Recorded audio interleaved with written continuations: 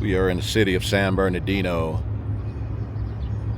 San Bernardino is the most violent city in the state of California, above Oakland, San Francisco, Los Angeles, all the places like that, Compton, places that you would think would be considered more violent, but no, actually San Bernardino is the most violent city in California on most of the charts that you'll pull up on Google. And also the city of San Bernardino also has the highest amount of homeless people in the county of San Bernardino.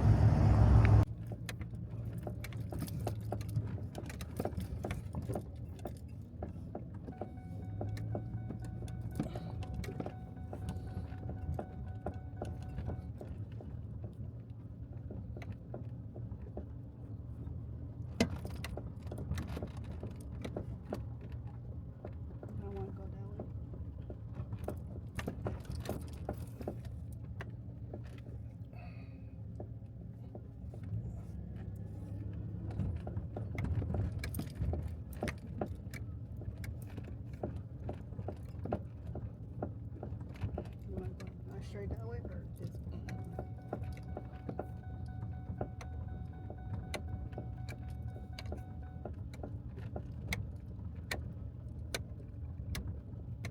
saying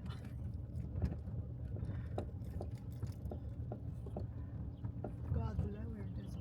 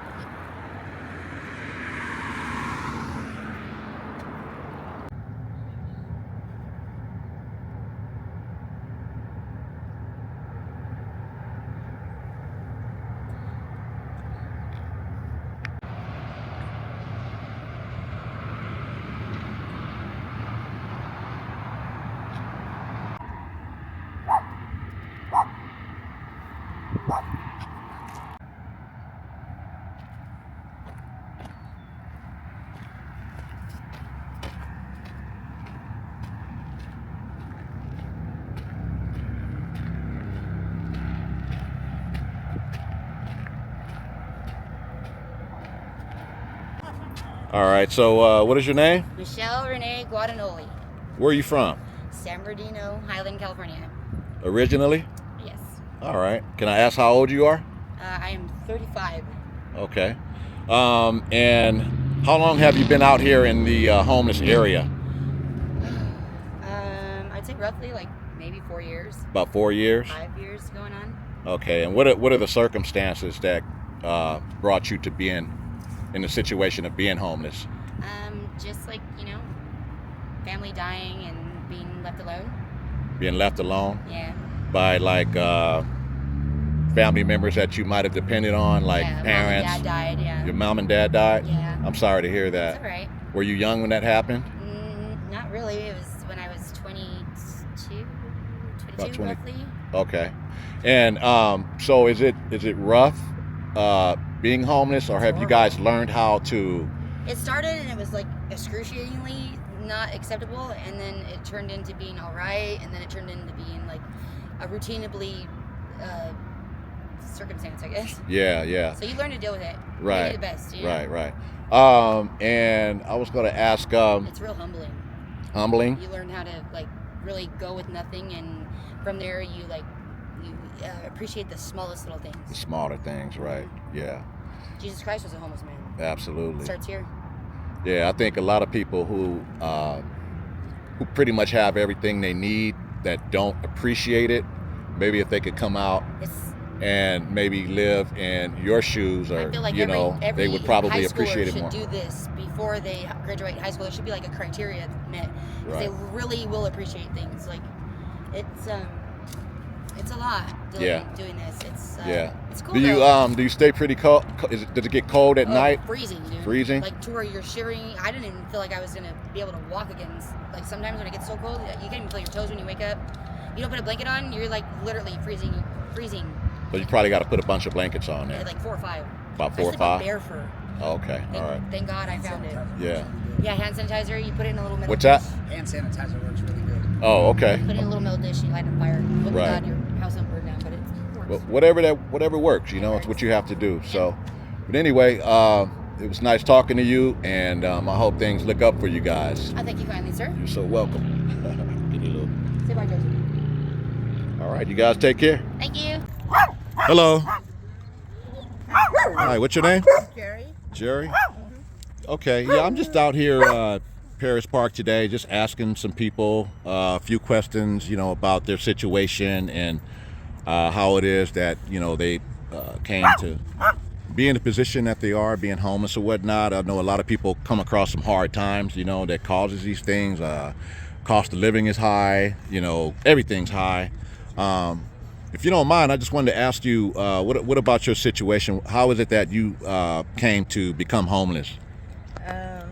Well, I was living up in Northern California with a boyfriend, and the situation started becoming violent. So I left. My daughter sent for me, and my daughter and I had an apartment. Well, we were renting a room from somebody, and we were paying them rent, and they weren't paying the rent, so we got evicted out of there. Then we were living in her car. Car broke down. Wow. And the tags had expired and stuff. We were just on the side of the road and stuff. And right. We finally had to junk the car. We junked the car, and we got tents. So. We keep. How long has that been? We got here in March. In March. Mm-hmm. Okay. All right. And so how long have you been here at Paris Park? Since March. Oh, since March. Oh, okay. I got you. All right. Yeah. And well, I see you got yourself a little tent here. Is it hard? Is it tough? Or yeah? Yeah, it is. What's the toughest part about being homeless? Not having a home. Not having a home, of course. Naturally. Right. Does it what about the weather? It's hot. It gets really hot in the daytime. Yeah, especially out here in San Bernardino. Yeah. It's really hot. Right. And probably really cold in the winter time too. But you said you've been here since March, so you probably haven't had too much having to deal with that cold yet. Not yet. Okay. And what was your name again? Jerry. I'm sorry? Jerry. Sherry? Jerry. Mm-hmm. Well, it's nice to meet you, and I really hope that things pick up for you. I hope things get better. It's really tough right now in the world that we're living in today. There's so many different factors, that could cause someone like yourself, to become homeless. And so I just want to say, I wish you the best of luck, and you take care of yourself. Thank you. I can't do what I want to do. I can't sleep right. Can't sleep right. I gotta make sure that I'm watching myself in my tent. Right. If my dog bark, then I know somebody by my tent.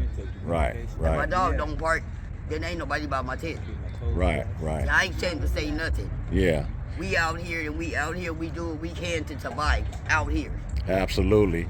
And does so is that something that worries you from time to time, like Every day. Like the danger of somebody maybe attacking you Every or day. every day? every day and every night.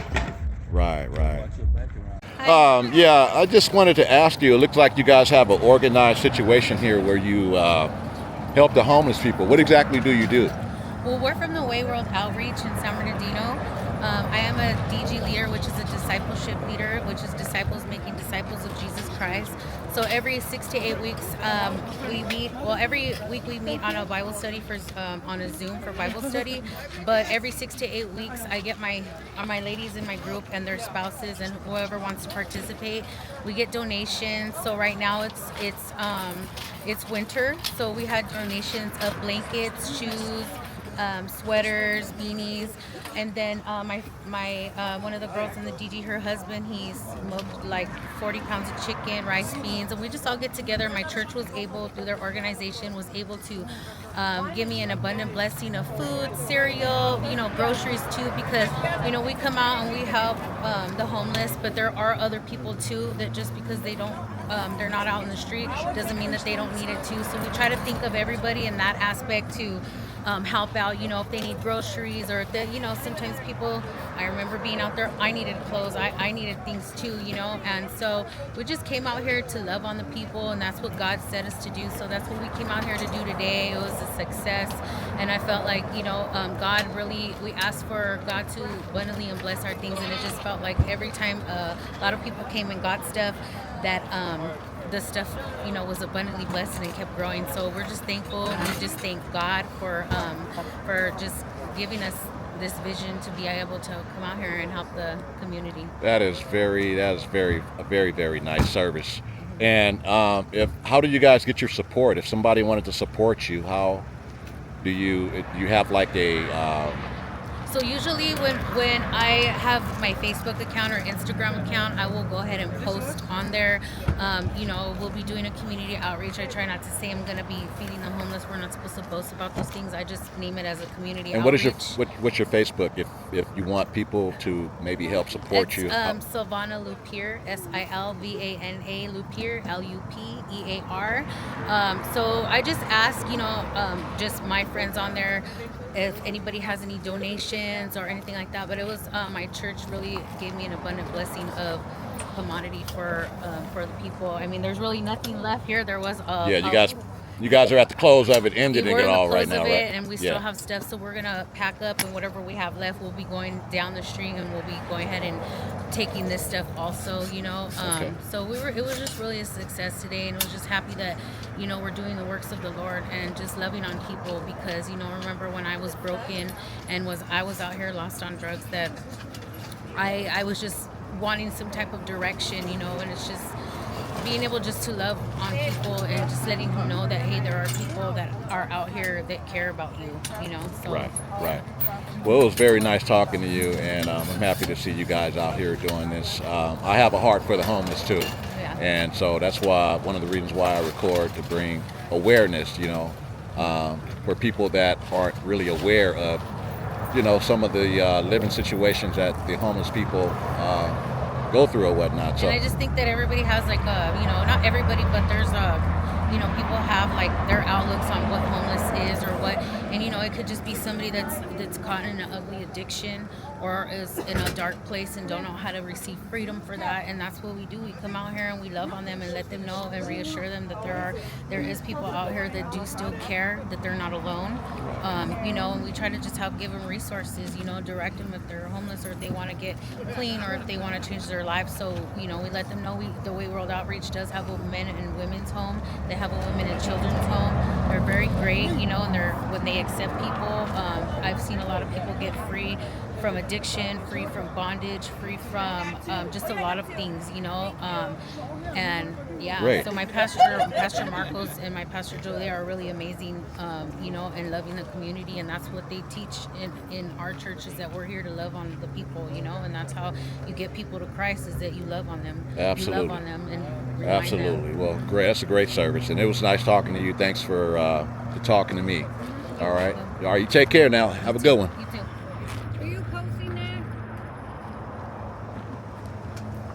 So we do have people here, people out there that actually care about the homeless people and their well-being, and they actually have organizations that come out and help provide food, water, and stuff like that, as you can see from the lady we just talked to. So, yeah, it's a great thing.